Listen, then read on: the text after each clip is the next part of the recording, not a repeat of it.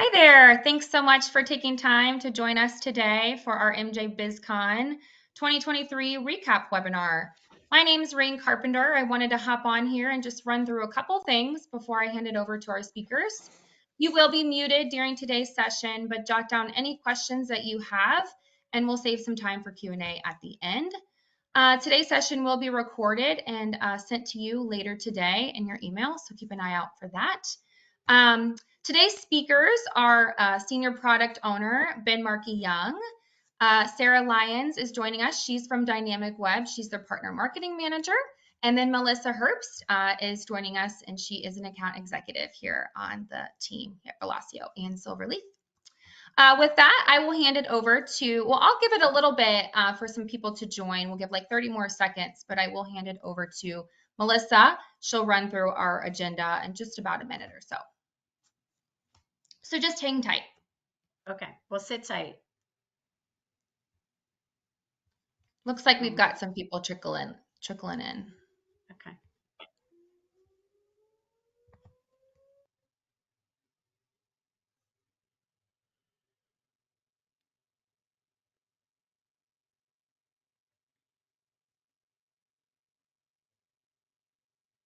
Let's kick it off, and then people can trickle in while you're going through the agenda.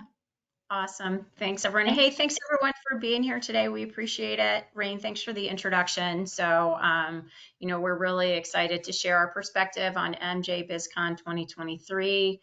It was a great event, and so this is what we plan to run through today. We'll give a little commentary on the event breakdown and how it was. We'll talk about some of the trends that we saw. And then we're going to discuss some 2024 predictions that we've seen floating around out there. So that's what we have in plan today for the plan today. So thanks for being here. All right, so we'll start with the event breakdown. So you'll see pictures. We've got the DynamicWeb booth here and the Velosio SilverLeaf booth. We were 2 booths apart, so just great energy across our teams and in the aisle. Certainly this is the biggest event for the cannabis sector in the world. There are about 1,400 exhibitors there. It seems that 72% of attendees are VPs or above. There were 135 speakers, a lot of excitement in the past year. Some new adult use states have come on board in Connecticut and Maryland, Missouri, New York, Rhode Island. 3 more coming on this year, Delaware, Minnesota, and Ohio. We had 280,000 square feet of trade show space. It was interesting. Like last year, there were different floors. This year, we were on 1 floor, but 2 different areas. So this year, the brands and the service providers were in the larger room. The cultivation related equipment and such were in another room. So I guess it's just there are too many of us to fit in one room, but I certainly liked the layout this year for sure. So I'll pause here, and Ben, you want to give some commentary on the event? Yeah, I mean, it was great, especially as you said, there's 135 speakers. You saw a lot of people moving around and making sure that they got to those speaking events. Myself, I enjoyed watching Exhibit speak a bit as a fan of his. Yeah, it was much different this year in terms of the layout. Last year, having all the brands upstairs, it seemed a lot of the attraction was moving upstairs. It was a lot more difficult to navigate, not only to find the escalators, but also find your way back downstairs. So this year, having the cultivation sort of space adjacent to the food court was really nice because it made sure that everybody had the opportunity to not only see that there was another space, but ensure that they were moving between both rooms. So yeah. I liked the layout better this year for sure. Yeah, 100%. I totally agree. Sarah, what about you? Initial feedback on the event? Sarah, this was your first MJBizCon, is that correct? It was, and honestly, my first observation of it was how fascinated I was at how fast this space is growing. I mean, if you told high school me that I would be in my 20s going to like a business conference for weed, I would have said you were lying. But as you can tell, it's really grown from something like past the legislation and social political aspect of it. It is a really robust part of the ag industry, and to even see the overlap between the ag industry background that I have with the manufacturing and seeing how that's even applicable specifically to vertical specific of cannabis has been a really fascinating experience for me to see and to understand, what works here in this space, what are people focused on, and what are the certain nuances and niches that are special to this specifically. So I think it was a really great first time. I think where else but a Las Vegas cannabis conference to have my first introduction to this. Yeah, yeah, for sure. Well, welcome. That was awesome. And for us, as we were in the booth for 3 days, Wednesday, Thursday, Friday, what keeps us entertained for sure is we had a contest where, you come by, pick a key. If the key opens the lock, you get to win. So we had 5 winners. So that was certainly fun. Indiva Advisors, Grass Type Consulting, Lazy River, TrueMed, Driven Grow. Those were all some of our winners for the week. We had our friendship bracelets as we are in our MJBizCon era. Sarah and Rain busted out a camera and hosted a few interviews at the show. So that definitely kept things entertaining and energy high, and just great engagement from prospects, I'd say for sure. Ben, you've got any commentary on booth traffic and engagement you want to add? Yeah, I mean, it might have been our position on the floor this year, but we did have quite a bit more traffic coming to us. It's my understanding that there was less attendees this year, maybe more quality attendees, at least for our standpoint. But it did seem that the show did have still quite a bit of energy, and people were excited to be there, especially looking at the current year that could have been, as it Yeah. could have been a lot harder, and the future sort of looking a little bit brighter. So I think there was a little bit more excitement for those attendees that were there, and exhibitors as well. Yeah, I did hear that with the fewer attendees, but high engagement. I thought our Hmm. engagement was really strong. I think Hmm. I would say, I feel like maybe there was a little less flash this year. I know some providers have had really, really large booths, and Yeah, those seem to be a little bit more modest this year. yeah, So yeah, that. definitely. I mean, there were still some really big booths out there. I think a lot of um, companies, especially within the cultivation space, really take this show as an opportunity to showcase everything that they have to offer. Whereas, some of the brands and services went a little bit more modest this year. I don't know necessarily why that was, but I think the show traffic was still there, that we needed, and that other exhibitors needed, to make sure that we sort of had the confidence that the show is still the best show. Yeah. Yeah. Sarah, how was traffic at your booth? What did you notice? Well, the thing I really noticed was the conversations that we had is very specific in this industry, and we'll talk about it later about, understanding payment processing, any sort of topic along that lines. And so when you want to start building an online sales base, our platform is really great when it comes to having those conversations about medical marijuana login portals. So that's something that was a topic of interest for a lot of things because, at the end of the day, at this point with legislation, it's going to be a little bit trickier getting the idea of what online sales means to the cannabis industry, but learning in that process and hearing from the ground up of what people are using, what people are trying to do as the consumer space is growing was a plethora of information for us for sure. That's good. That's great. Very good. Okay, I think we're ready to move on and just talk a little bit about some of the trends that we saw, and have been doing some reading on as well. So, I mean, certainly for the industry, capital challenges, capital has been an issue. So, access to capital, slumping prices, some global macroeconomic struggles, and then scarcity of banking options really does make it hard, as well as fighting with the illicit market and making sure, as the illicit market comes in, the legal market is in some cases competing still against that market. So that just makes capital a continuing challenge for some of the businesses, which really leads to probably one of our predictions that we'll talk to in a little bit. So we certainly see that for a lot of organizations. And And It's about that you guys want to say. go ahead, yeah, with Sarah. this, I see, living in New York City, there's been a lot of dispensaries popping up, and the way that even just the ability to get that certification to sell legally here is actually so hard to come by that 99% of the time, if you walk into a dispensary, they're actually not going to be running. It'll be still technically on the illicit market because they don't have the qualifications to sell. And so there's a whole thing of like, even just like club memberships now where you're paying for a membership or buying, like, let's say like a Pokemon card, and in return you get the gift of cannabis. And so it's been an interesting economic situation, at least with the dispensaries in New York, on how to figure that out, because legislation is not moving fast as the economy for cannabis is growing. Yeah.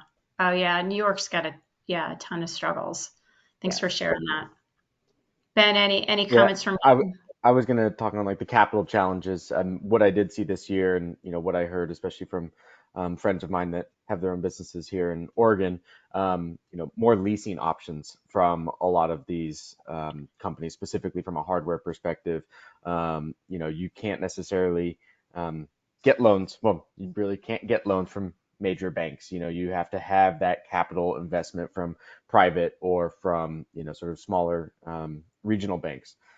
So a lot of operations are looking at potential like lease to own options, as well as interest free type purchases.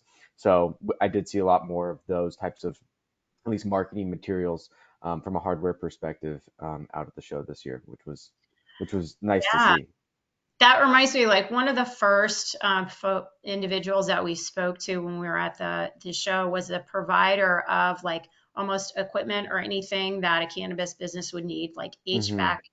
HVAC equipment or automation equipment. And they are leasing those assets as like a per use basis into these cannabis organizations to really help them access some of these um, the capital equipment that they do need. This organization is kind of leasing those assets to them and maintaining those assets on that Yeah. cannabis operator's behalf, which then is more of an operating expense for that cannabis operator to try to help them get going. So that was Yeah. an interesting business model to see. I like that. And I think it's very complementary to the struggles of the industry to be Yeah, providing services like that and not yeah, just cutting the them traditional cutting them model. down. Yeah, exactly. Yeah, for sure. We certainly see a lot of product diversification. I think we see an effort to really um, attract more consumers and make as the product is more mainstream. So we see a lot of drinks. We saw some dried fruit, some dried apricots that were infused. So certainly the creativity around cannabis product to make it more accessible and just in different ways to appeal to different people. There were two like really great, like high quality chocolate booths at the show that were giving amazing at the shows were just regular chocolate, but ultimately they would sell infused chocolate and beverages, and it was just they were excellent. So we see a lot of product diversification to really enlarge and expand the market category for sure. Yeah, and I think we'll just continue to see that product diversification sort of continue that course in the sense that drinks, edibles, different types of pre-rolls mixed with different sort of concentrates. Like we're just going to see sort of an expansion of those product lines, and sort of as we saw within the seltzers within the last couple of years from like White Claw. Now we have 20 brands that are all doing different seltzers. Everybody's going to pick up on the sort of popularity of some of these more accessible ways of consuming.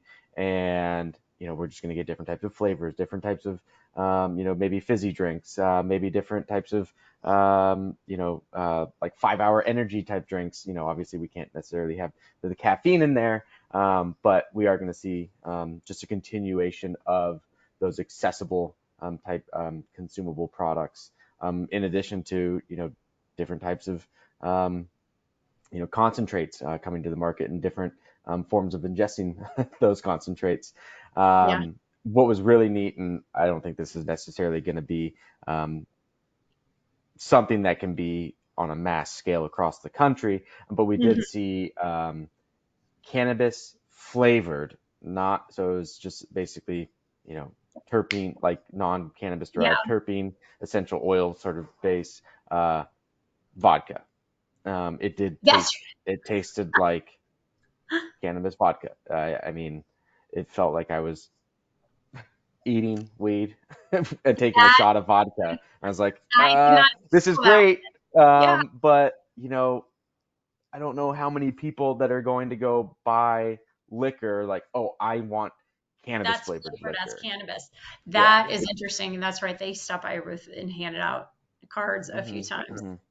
I know here in Oregon that probably wouldn't fly. Well, it could because it's not cannabis, but the OLCC, the Oregon Liquor and Control Board, who also manages cannabis, they have a pretty tight grasp on making sure that those two do not mix. Yeah. And it's interesting, something you said too. I think just with the product diversification, you see the marrying of what's traditional CPG, consumer packaged goods industry coming here to really, package and market these products to try to capture share. Yep. Sarah, did anything stand out to you as far as product diversification is concerned? So much, because it feels like it's like a Willy Wonka chocolate factory, like with the amount of different types of like range of consumer products. Like I said, going back to like high school me, where it's like, it goes from just like an illicit industry to like, actually we can do so many things with it. And so now you have like even just like the applications on like how to like use like cannabis recreationally. I think that's also an interesting part of the industry, where it's like, now you can, there's different types of like, like technology to make it more accessible for people and actually a little less dangerous. And I almost see like there's a whole new tech sector that's like pushing the boundaries there, which I find very fascinating for consumers outside of you. Like you said, like, there's chalk. It's almost like it might be dangerous for all of us in terms of just like, eating too much of the really good chocolate, but like, what chocolate are you eating? Yeah, really. Yeah. Watch out. Thanks, Sarah. All right, Ben, you want to take us to the next Yeah, topic? so technology integration, automation. I mean, really, we had several of our prospects and existing customers come by, and in the last year, they've, not heavily, but they've started and have committed to investing in automation. Labor costs continually get higher and higher as the years go on, and as these companies keep growing, you need more labor. But with more labor comes higher costs, not only from the cost itself, but benefits for employees. A lot of the states, thankfully, do require that these companies are providing some level of benefits to their employees.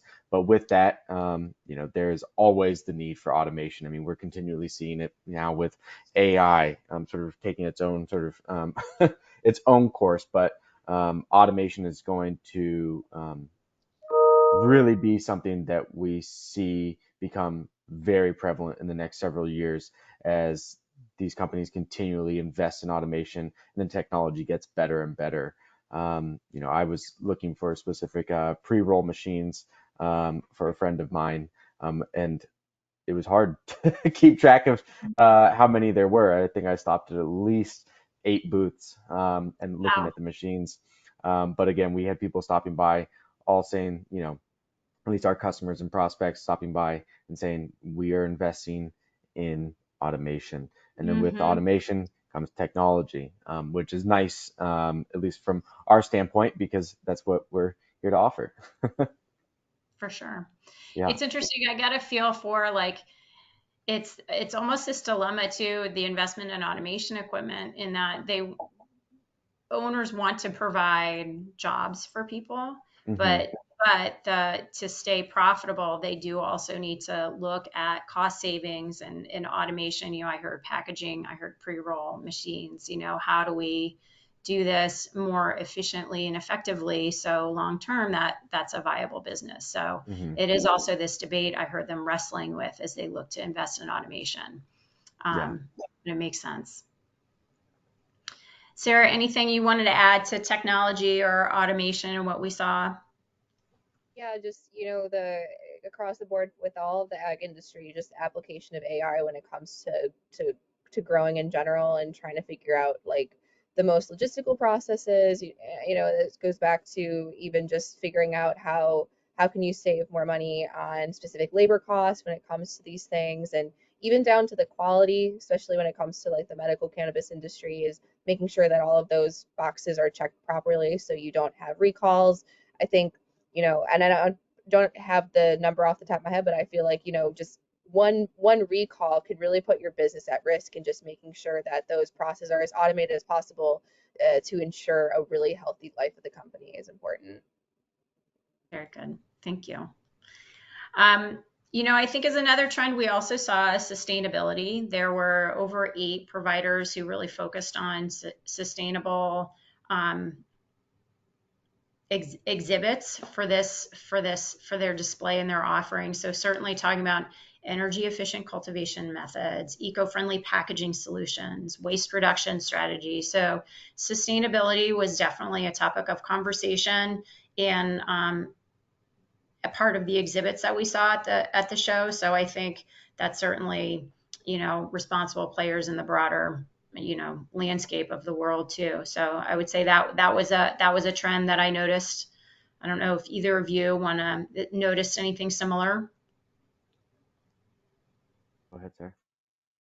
Yes, and I think especially when it comes down to the legislative future of sustainability for companies in general, not just like the ag industry, when it comes to SDGs or ESGs, like those sort of sustainability practices that may or may not be reinforced by certain kickbacks from a business perspective, or even just like legislative things of how a company can legally run operating on certain environmental principles. It was really great to see so many people in the industry kind of taking sort of even in just like a head start compared to many other industries that, depending on whether it's manufacturing or stuff, the top of mind seems to be there in the cannabis industry to have that sustainability principle.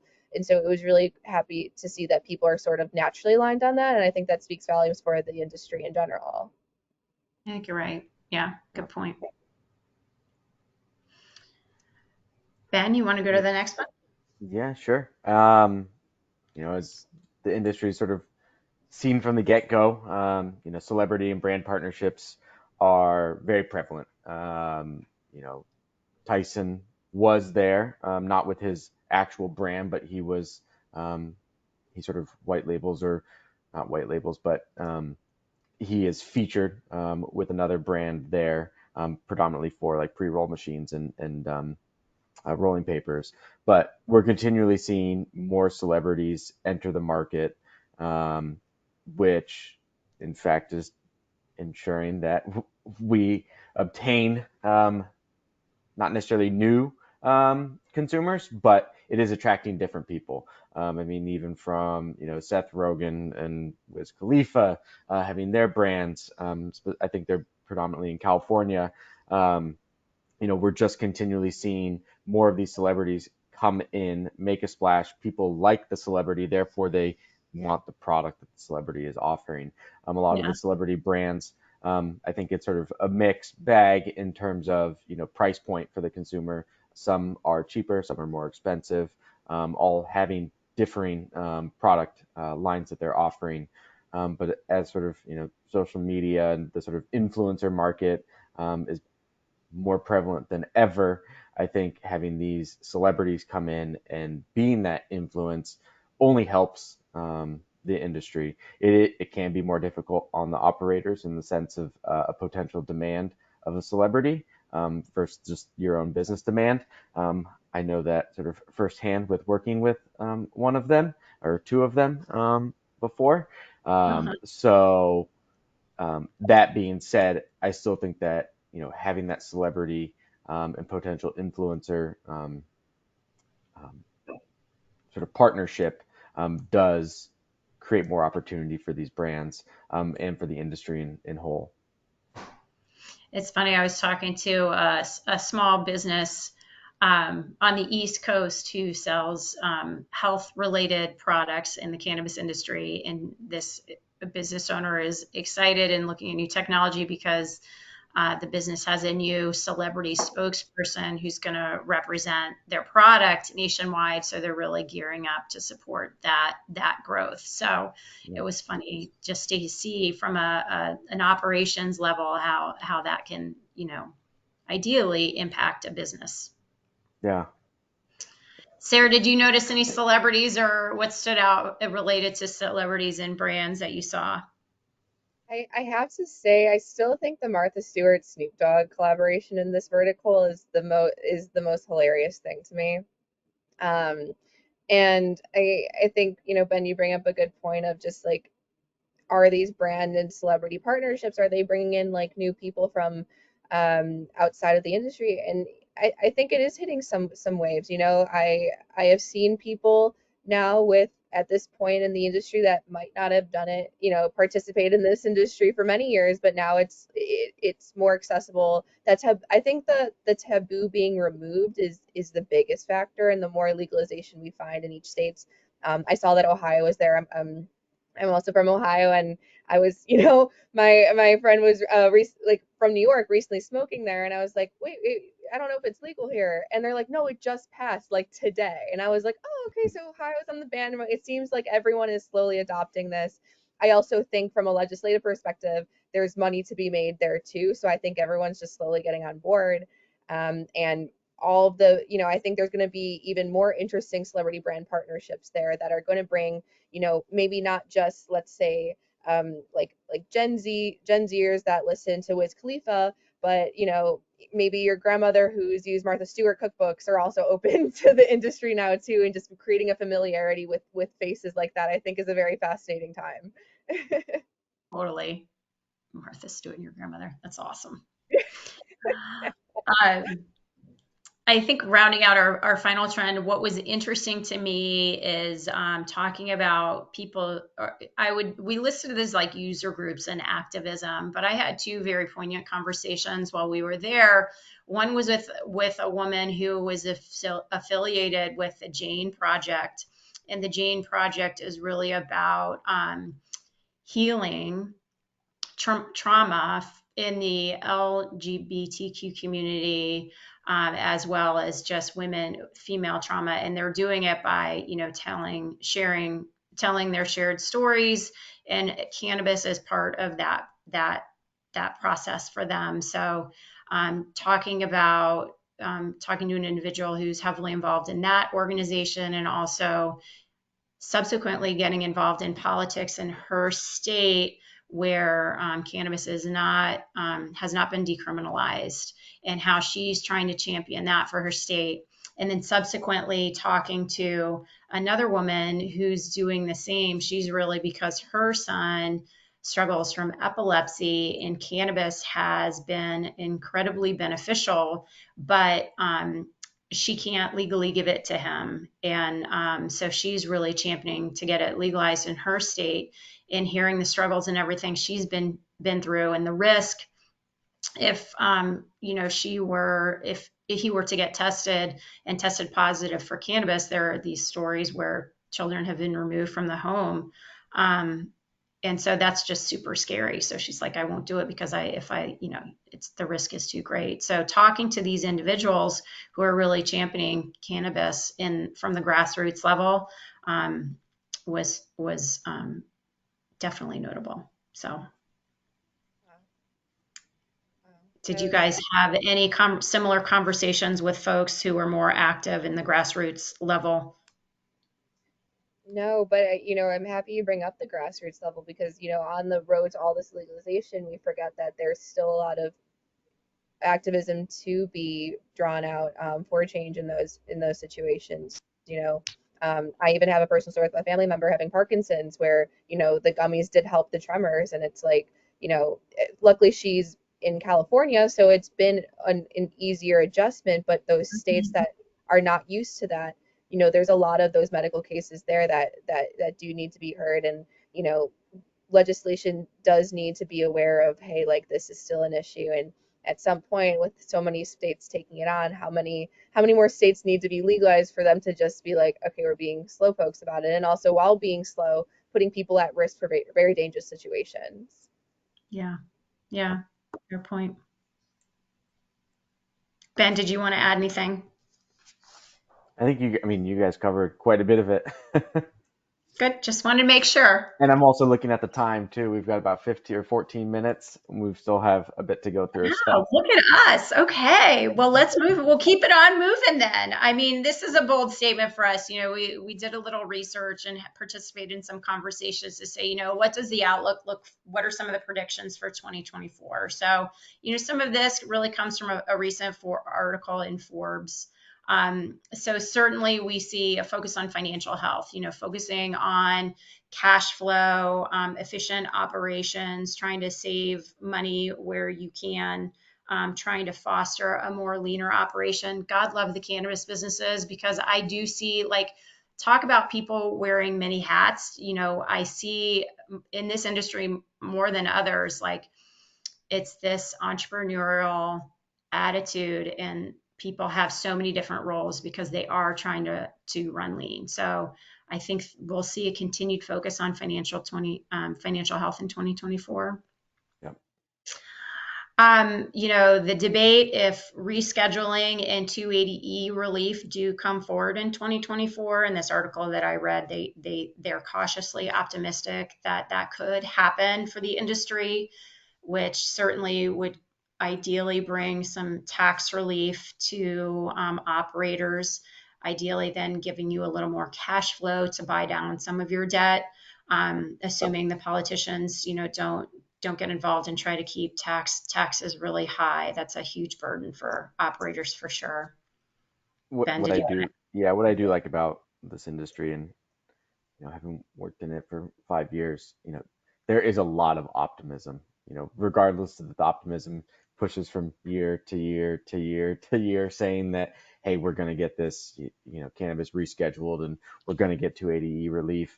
I mean, the optimism remains the same. It's not, oh, well, we're done. It's not going to happen. Everybody is still fighting to make sure that cannabis has the, has the right to, be a legal business, as it is in many of these states, and not be treated as a crime, from a federal banking standpoint and from a political standpoint. And relieving the companies of the 280E burden will allow a lot more opportunities, not only for businesses but for employees too. With businesses having more money, therefore they can invest more into their employees.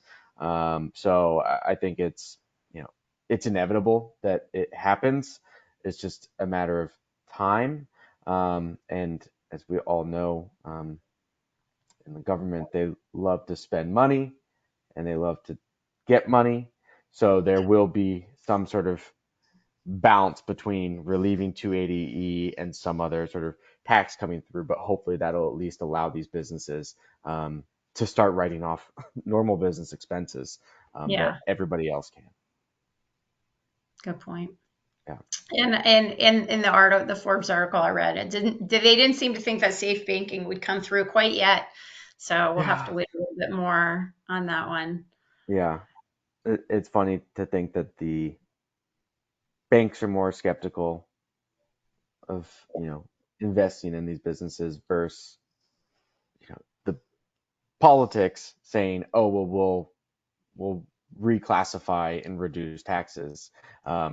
It's those those two things don't seem to Yeah. me as equal. I would imagine that the banks would be more willing and wanting to start investing to potentially, bring in more money Mhm. over politics or politicians saying, "Oh, let's reduce the amount of tax that we get from these cannabis operators and reclassify." It's tricky. And then I think just an interesting notice too is watching Canada. So there's some tax incentives for cannabis farms in Canada that they're eligible for federal funding, and I think it's called the Sustainable Canadian Agricultural Partnership Program. So some opportunities to give Canada a boost. It's interesting what's happening with the Toronto Stock Exchange as well. So Canada, certainly that'll be interesting to watch there. Yep. Any other commentary from the group here on 2024 and what's coming up? I think when it comes to figuring out, financial health in specific economic times, I really feel for the growers on that aspect, because there's not a lot of room to cut costs when growing this sort of product. And so really just being strapped in, I think being aware of, okay, if what departments can we start automating, and where can the healthy cost cutting happen, if not the crop itself. So really feeling for the growers in that aspect for 2024. For sure, for sure. All right. Well, that really wraps up the topics that we wanted to cover for today. So thank you so much for listening. I don't know. I think we're going to leave a little time just if there were questions that were submitted. Yeah, we have a couple questions. Taking it back to the show, talking about MJBizCon specifically, someone wanted to know, what demographic would you say walked the show the most? Who was stopping by the booth? I will say one demographic that I noticed is that certainly the cannabis operators are definitely walking the show. You don't see, unlike maybe other trade shows that I've seen and on the hort side, right? You got the operators who have the booths. In this show, it's really all of the suppliers for the industry who are in the booth, and the folks who are walking the show are the owners and the operators. So that's a standout for me. Ben, Sarah, if you want to add any commentary. I think on our side, not being in the cultivation sort of room, we did see more vertically integrated operators, as well as more of the processing of the manufacturing side versus those that are strictly growers. I think that's just, honestly, it's just because the way that we are in the business services as well as brand sort of packaging area, that's the demographic that would come over there. We're not going to get the growers only coming over to us, or I'm sure we did, and I know that we did, but there were more of those that were more focused on vertical or the manufacturing aspect of the market. Yeah, fair point. Fair point. Yeah, and I would just have to agree with both of you guys being on that side of things. It seemed like that was the key. Yeah. Yeah, you guys were our two booths down, right? They were. Mm-hmm.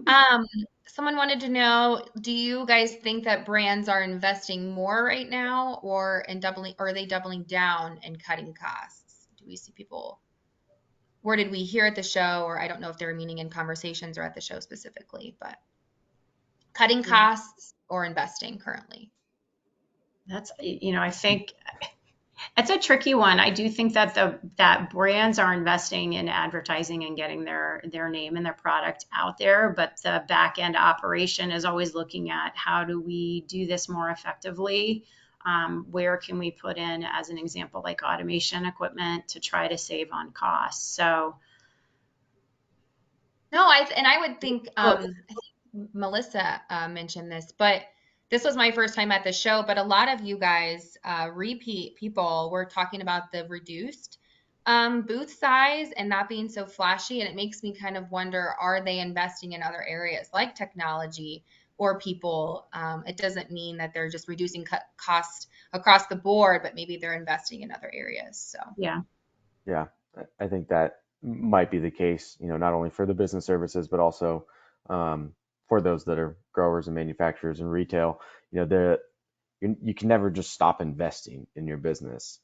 So it's sort of this happy medium of where am I investing these dollars and where am I cutting these dollars. And I think, a lot of the time, when you're starting up these businesses, you have huge labor costs. You need people. Get people in the door. We need to have people on the ground doing anything from trimming to assembling to literally putting labels onto boxes. But as we start seeing that being um, unobtainable to continue that type of labor increase, we're seeing the investment in technology, in automation, in maybe even more efficient sort of, I don't want to call them assembly lines, but that's really what they are from a manufacturing standpoint, more efficient assembly lines from like a lean flow standpoint. Um,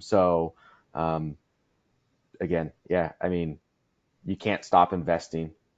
You have to keep investing, but you have to be smart about where you're investing and also where you're cutting those costs. One more. We'll wrap it up with one more. Is there a specific state or region you guys are keeping your eye on for growth or expansion? I mean, certainly Ohio. Yeah, the Midwest, Ohio. being Ohio, Oklahoma, Illinois, sort of all in that general area. I think, and because some of the metropolitans are sort of not sort of, they are spread out from one another. The Ohio market coming to Illinois, it's not very easy for them to do that, and Illinois is not going to go to Ohio, so these markets within those isolated states are going to have to be able to sustain and grow to provide for those metropolitans and the markets within those states. Whereas, in the on the West Coast, I remember when Washington went legal first. Oregon was not legal yet, and because Oregon and Washington's border from a metropolitan from Portland to Vancouver, it's technically 20 minutes away, but with traffic, it can be up to an hour. But who cares? We were driving up to Washington to get our weed. And a lot of people from Idaho were driving over to Oregon to get their weed. But that's not how the Midwest is going to be. It's going to be single states. People will stay within their states and get their product within those states. So those markets are going to be potentially huge for those states. Interesting. Yeah. Well, thank you again to Sarah for joining us from DynamicWeb, our guest today. But I will send our recording to all of the registrants. Keep an eye out for that later today. But with that, if you guys don't have anything else to add, I will end us out. Sounds good. Thanks, everyone. This has been great. Thanks, everybody. Bye. Have a great week. Bye-bye.